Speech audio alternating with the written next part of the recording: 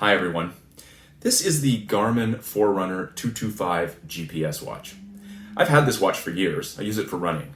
I really love this watch. It does everything I need. It's really easy to use. Recently though, I noticed that it wasn't holding a charge like it used to when it was new. And it got worse and worse, and even got to the point where on some of my longer runs, the watch would die before my run was finished. This is pretty common with consumer electronic devices like this with rechargeable batteries. The batteries get old, they get tired, they don't hold a charge as well. So I figured the battery needed to be replaced. So I contacted Garmin, and I was disappointed to learn that there was no way for me to replace the battery. They weren't willing to replace the battery, and they didn't have any recommendations for authorized repair facilities where I could get the battery replaced.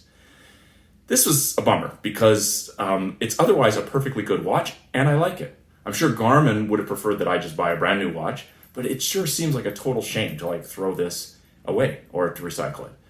So I started looking online, and that wasn't really helpful either. I did manage to find a couple of videos by some repair shops where they replaced the battery on a model watch that's very similar to this one, the Forerunner 235. And watching these videos made it clear to me why replacing the battery is not something that anyone can just do. It was very involved. You have to take it apart and so forth. But they did leave me feeling like I could have a go at it. I could try to do it myself. So today I'm going to show you what I did, and maybe it will help you if you're in a similar predicament. First, a few disclaimers. I do consider myself very much an amateur with this kind of thing, so I offer you no guarantee that any of what I'm going to show you is advisable. I was actually successful in the end, spoiler alert, so if you find this, maybe you'll find this video helpful. You should also be aware that if your watch is still under warranty and you crack it open like I did, you're undoubtedly going to void the warranty, and it is a pretty tricky repair, so you could also end up irreparably damaging your watch. So with all that out of the way, let's get started. Okay, let's start by talking about what you're going to need to do this repair. First, the replacement battery itself.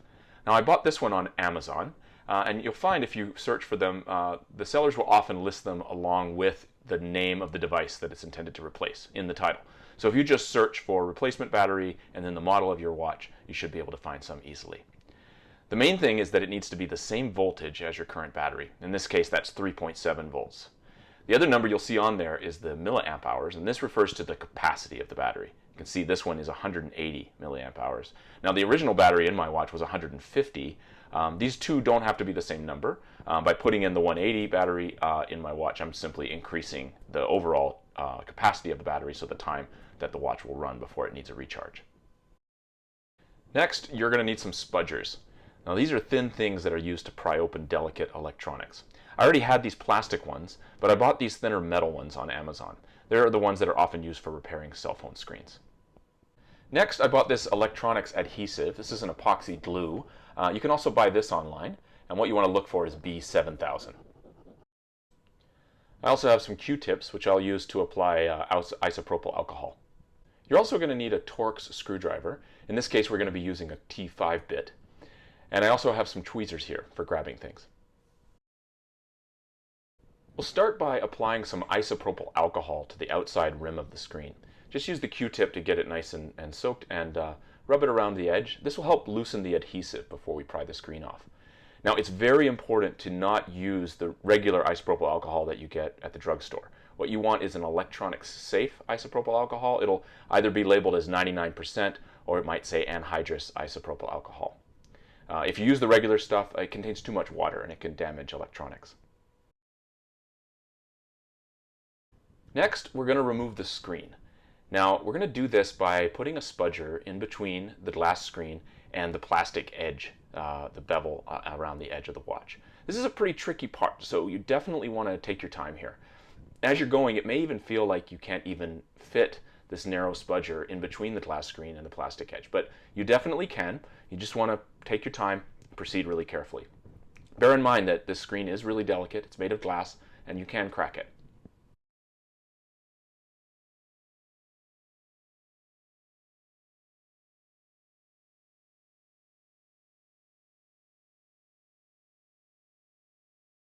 You can see that once you finally get a little bit of purchase on it, you get the screen lifted a small amount. You can start to wedge in a larger spudger and then slowly work your way around the edge. Just really take your time here. You'll notice that the screen itself is glued down, so you'll feel some resistance from the adhesive. Just keep lifting gently, working your way all the way around the screen, and you should be able to pry it away from the somewhat gummy adhesive.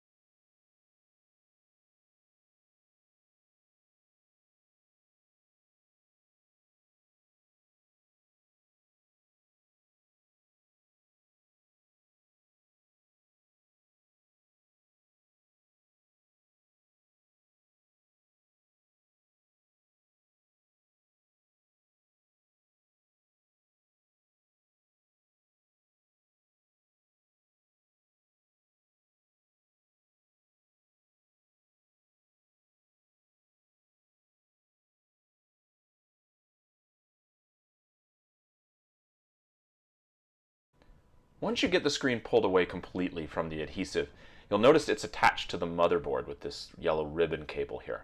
The next step is to unplug this cable, which will fully separate the screen. You can see the cable plugs in with the flat end of the cable being pushed against the board. So you can use some tweezers to gently pull on it, and it should just pop right out of the connector. You'll notice that it unplugs without much force, and once you do, the screen will turn off because it's disconnected. Now, right beside the connection, there's actually some adhesive holding the cable onto the motherboard. So you're going to need to very carefully grasp it with some tweezers, taking care to not damage the cable, and just gently lift it up until it comes completely free.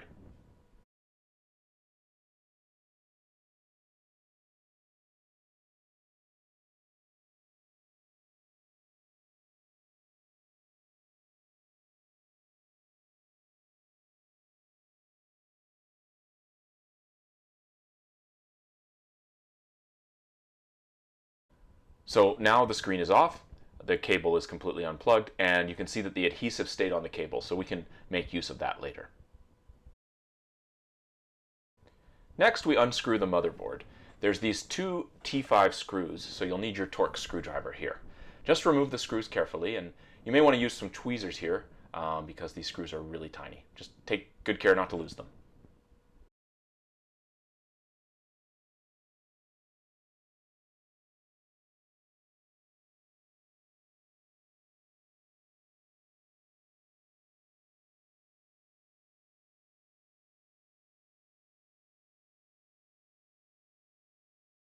At this point, you may notice that there's still lots of adhesive around the rim of the watch.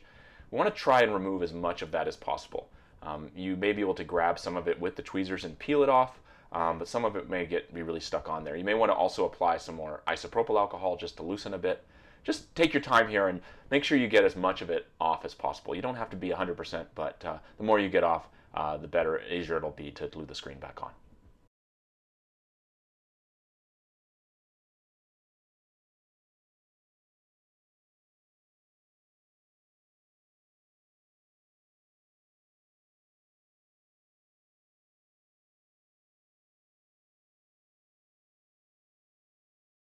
Now let's remove the motherboard itself. At this point, it's a good idea to note how the board is oriented in the watch so you can remember how it needs to go back. Take a picture so you can remember exactly how this thing is supposed to go back in. With the screws removed, the motherboard should slide out quite easily. Once it's up, you'll see a couple of things. First, the battery we're looking to replace is on the back, and the board has another ribbon cable that connects it to the heart rate sensor and the charging terminals on the back of the watch.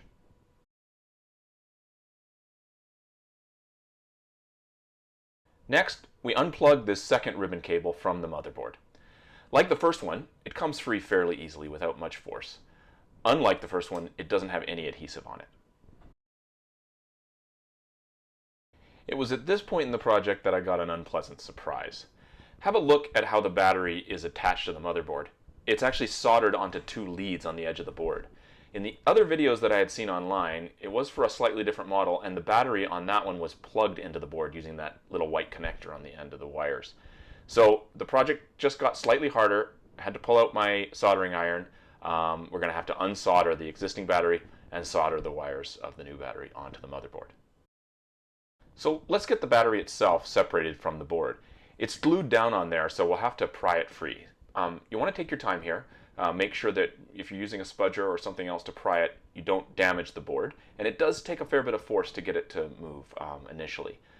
You'll notice that it's held down with some double-sided tape. I believe you can purchase this tape as well online. I didn't do that and opted just to use the B7000 adhesive to attach the new battery, as you'll see in a minute.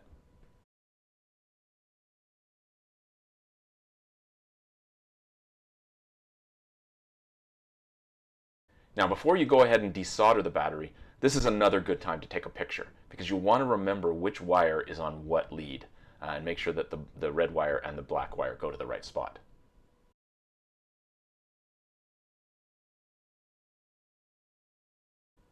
To desolder, simply hold the hot iron on the lead for a couple of seconds while you apply a gentle pulling force away from the board. It may take a few tries. As you can see, the first wire came free pretty easily, but the second one took a bit more effort.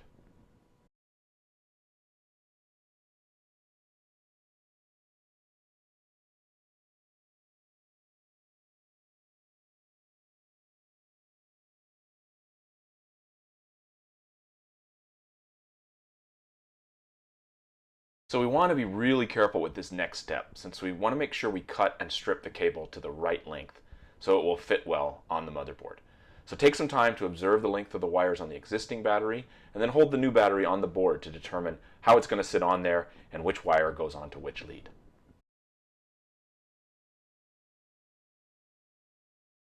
Next, we get out some cutters and we cut this very important but ultimately unneeded plug off the battery wires. I chose to cut it really close to the plug to leave myself plenty of wire to work with.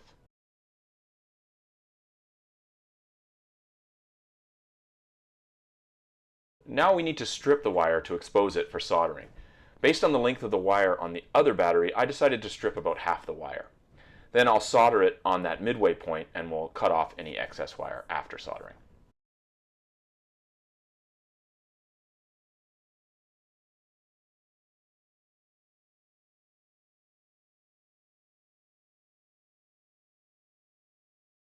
These wires are quite thin and delicate, so before soldering, give them a twist like this.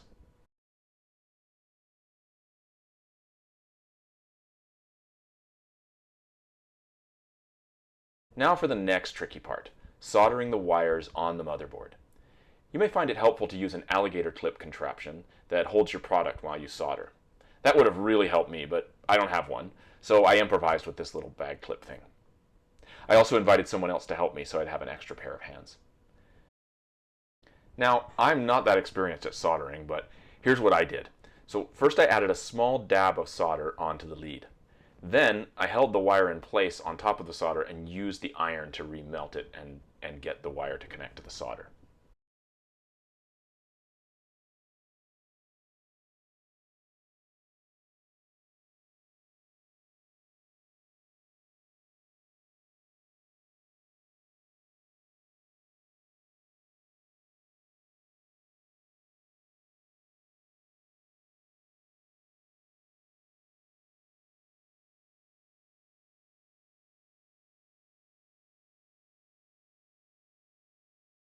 You definitely don't need much solder to make this connection.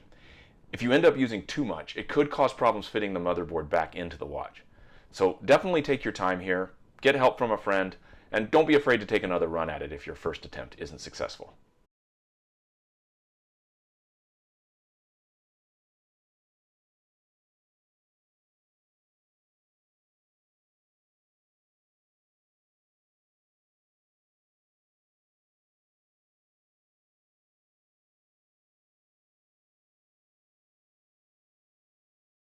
There. So now we have both wires soldered onto the motherboard securely.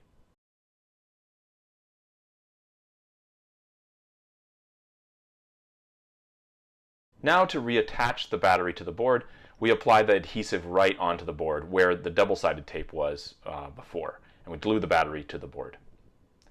Apologies for the focus issue here, but you should be able to get the idea.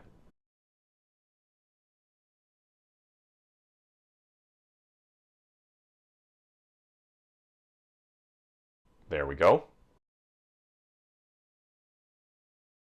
Now before we put all this back together, we just need to trim the excess off the wires.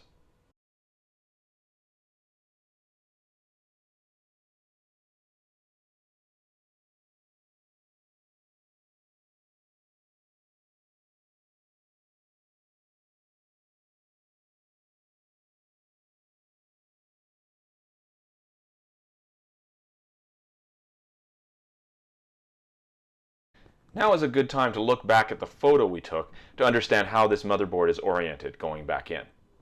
It goes battery side down, and you can see the place here where the ribbon connector plugs in. So we get it lined up, and then we very carefully plug it back in.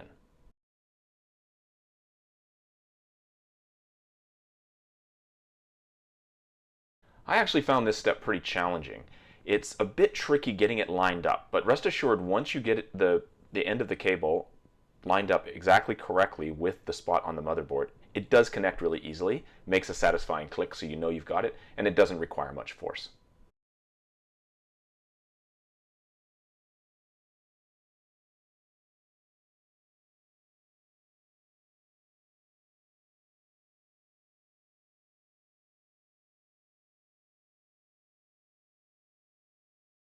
With the motherboard in place, we can put the torque screws back in.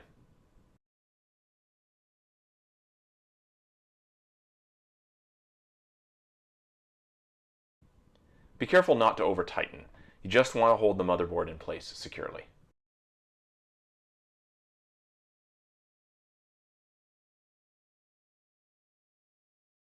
After we screw the motherboard back down, it's time to put the screen back on. Again, pay attention to which side is up on the screen and orient the end of the ribbon cable with where it plugs in.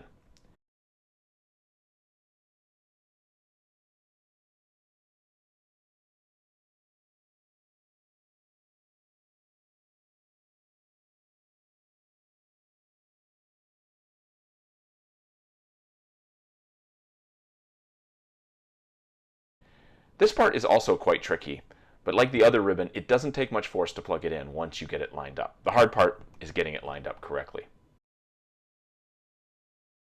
I actually ended up trying a bunch of different things here and had a few failed attempts trying to get it plugged in. I ended up doing it ultimately with just my hands. And then after you plug in the end of the cable, you want to press gently on the part of the ribbon that has the adhesive to reapply that to the motherboard.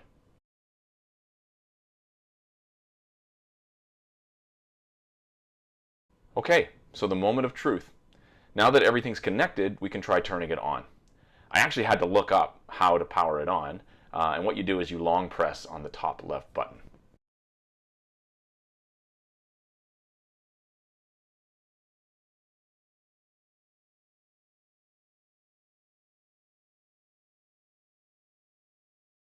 And there we go. Success.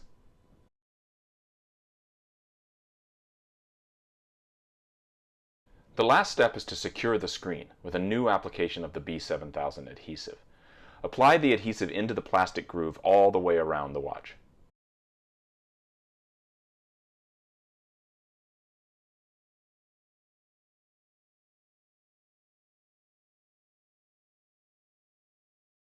Very carefully align the screen to make sure it's straight and then press down. You may want to use a microfiber cloth to wipe off any excess and to make sure that the screen is really well set.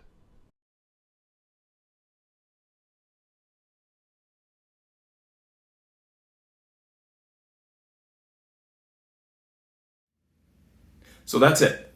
I hope you found this video useful. One quick final note, I was so excited about getting the battery replacement to work that I decided to buy a brand new strap for the watch as well. I got that from a company called strapsco.com, and also got a screen protector at the same time.